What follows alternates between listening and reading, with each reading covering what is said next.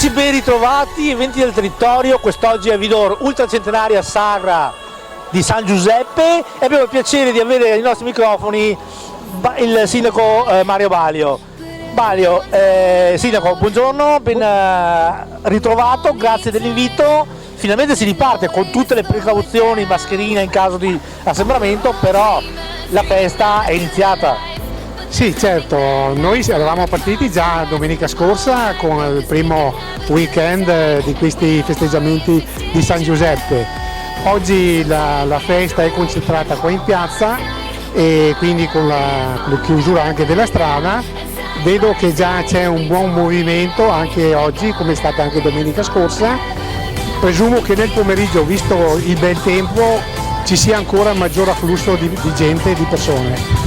Ecco, questo qua abbiamo voluto ritornare diciamo, alle modalità dei festeggiamenti di San Giuseppe come gli anni precedenti al Covid in pratica, per dare anche un segno di ripartenza a tutti e speriamo che questo d'ora in poi ci si possa andare avanti in questo senso in pratica, con fare le manifestazioni ampliate e come se le faceva dall'inizio.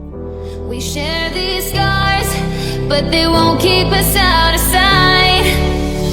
We're all dreamers, dreaming of the good life. But there's nothing that nice on the cards for us. It's alright though, cause we can have a good time. And we don't worry if it's dangerous.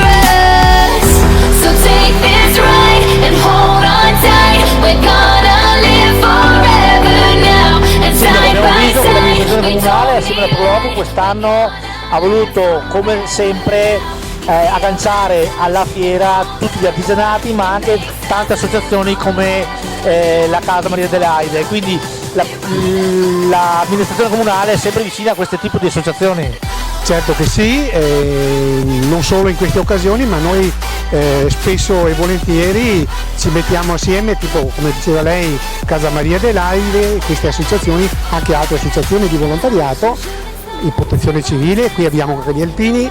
E quindi sicuramente siamo sempre aperti a questo tipo di collaborazione, perché senza queste associazioni anche noi come amministrazione dovremmo pensare a qualcos'altro. Invece loro sono molto utili e sempre pronti a disposti. E vanno a coadiuvare quello che è già il servizio del comune. Certo, senz'altro, è un supporto grandissimo. Sindaco, noi ti ringraziamo, la ringraziamo tantissimo. Non si dimentichi, mi ha promesso un giro per il mercato per vedere tutte queste belle novità. Certo.